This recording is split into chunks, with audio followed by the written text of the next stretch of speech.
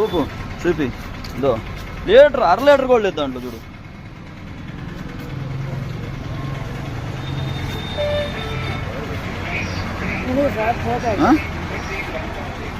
చూడు 400 రూపాయలు పెట్రోల్ పట్టిస్తే ఎంత వచ్చింది? 1/2 లీటర్ పెట్రోల్ వచ్చింది ఇంట్లో.